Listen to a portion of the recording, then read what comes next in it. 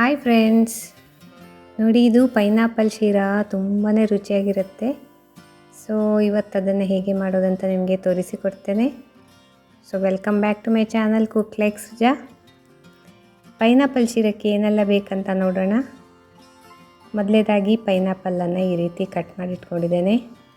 ಬಾಣಲೆ ಬಿಸಿ ಆಗ್ತಾ ಇದ್ದಂಗೆ ಸ್ವಲ್ಪ ತುಪ್ಪವನ್ನು ಜಾಸ್ತಿನೇ ಹಾಕ್ಕೊಬಿಟ್ಟು ಪೈನಾಪಲನ್ನು ಹೋಳನ್ನು ಮಿಕ್ಸಿ ಜಾರಿಗೆ ಹಾಕಿ ಹೀಗೆ ರುಬ್ಕೋಬೇಕು.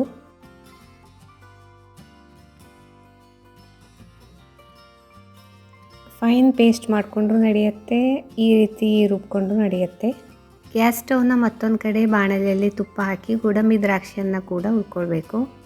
ಅದರೊಟ್ಟಿಗೆ 1 ಕಪ್ ರವಾವನ್ನು, ಬಾಂಬೆ ರವಾವನ್ನು ತಗೊಂಡಿದ್ದೇವೆ, ಅದನ್ನು ಫ್ರೈ ಮಾಡಬೇಕೀಗ. ಹೇಗೂ ತುಪ್ಪ ಹಾಕಿರ್ತೇವಲ್ಲ, ಚೆನ್ನಾಗಿ ಘಮ ಘಮ ಅಂತ ಪರಿಮಳ ಬರೋವರೆಗೆ ಹುರ್ಕೊಳ್ಬೇಕು.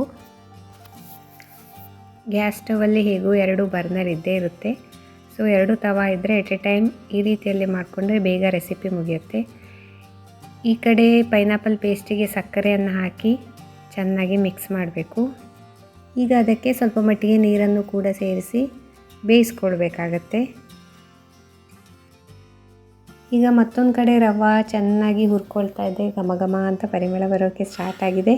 ಮನೆಯಲ್ಲಿ ಗೆಸ್ಟ್ ಯಾರು ಬಂದರೆ ಅಥವಾ ನಿಮಗೇನೆ ಏನಾದ್ರು ಸ್ವಲ್ಪ ಚೇಂಜ್ ಬೇಕನ್ಸಿದ್ರೆ ಪೈನಾಪಲ್ ಹಣ್ಣಿದ್ರೆ ಈ ರೀತಿಯಲ್ಲಿ ಶೀರಾ ಮಾಡ್ಕೊಂಡು ತಿನ್ನಿ, ತುಂಬಾ ಚೆನ್ನಾಗಿರುತ್ತೆ. ನೋಡಿ ಈಗ ಪೈನಾಪಲ್ ಪೇಸ್ಟ್ ಇದೆ ಅಲ್ವಾ, ಚೆನ್ನಾಗಿ ಬೆಂದ್ಕೊಳ್ತಾ ಇದೆ. ಚಿಟಿಕೆ ಉಪ್ಪನ್ನು ಕೂಡ ಹಾಕಬೇಕು. ಈ ಕಡೆ ರವೆ ಕೂಡ ಪೂರ್ತಿಯಾಗಿ ಫ್ರೈ ಆಗಿದೆ, ಈ ರೀತಿ ಕಲರ್ ಬರಬೇಕು. ಈಗ ರವೆ ಹಾಕಿ ಬಿಸಿ ಬಿಸಿ ನೀರನ್ನು ಹಾಕಬೇಕು, ಚೆನ್ನಾಗಿ ಬೆಂದ್ಕೊಳ್ಬೇಕಲ್ವ ಅದಕ್ಕೆ. ಸೊ ಬಿಸಿ ಬಿಸಿ ನೀರು ಹಾಕಿದ್ರೆ ಚೆನ್ನಾಗಿ ಬೆಂದ್ಕೊಳ್ಳುತ್ತೆ. 5 ನಿಮಿಷಕ್ಕೆ ಹೀಗೆ ಮಗ್ಚ್ತಾ ಇರಬೇಕು.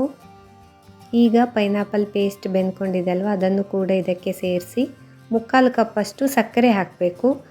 ನಾನು ಟೋಟಲ್ 1 ಕಪ್ ಸಕ್ಕರೆ ತೊಗೊಂಡಿದ್ದೇನೆ. 1/4 ಕಪ್ಪನ್ನು ಮೊದಲು ಪೈನಾಪಲ್ ಪೇಸ್ಟನ್ನು ಬೇಯಿಸುವಾಗ ಹಾಕಿದ್ದೆ. ಈಗ 3/4 ಕಪ್ಪನ್ನು ಈಗ ಹಾಕಿ ಎಲ್ಲವನ್ನು ಚೆನ್ನಾಗಿ ಸೇರಿಸಿ ಮಿಕ್ಸ್ ಮಾಡಿ 5 ನಿಮಿಷ ಫ್ರೈ ಮಾಡಿಬಿಟ್ರೆ ನಮ್ಮ ಪೈನಾಪಲ್ ಶೀರಾ ಸಖತ್ತಾಗಿ ರೆಡಿಯಾಗಿದೆ. ನೋಡಿ ಎಂಥ ಕಲರ್ಫುಲ್ಲಾಗಿದೆ ಅಂತ, ತುಂಬಾ ಚೆನ್ನಾಗಿ ಕಾಣಿಸ್ತಿದೆ, ಟೇಸ್ಟಿಯಾಗಿ ಕೂಡ ಇರುತ್ತೆ. ಸೊ ನೀವು ಕೂಡ ಒಮ್ಮೆ ಮಾಡ್ಕೊಂಡು ತಿನ್ನಿ. ನಿಮ್ಮ ಫ್ರೆಂಡ್ಸಿಗೆಲ್ಲ ರೆಸಿಪಿಯನ್ನು ತಪ್ಪದೇ ಶೇರ್ ಮಾಡಿ. ನನ್ನ ನೆಕ್ಸ್ಟ್ ರೆಸಿಪಿಯೊಂದಿಗೆ ಮತ್ತೆ ಸಿಗ್ತೇನೆ. ಅಲ್ಲಿವರೆಗೆ ಟೇಕ್ ಕೇರ್, ಬಾಯ್.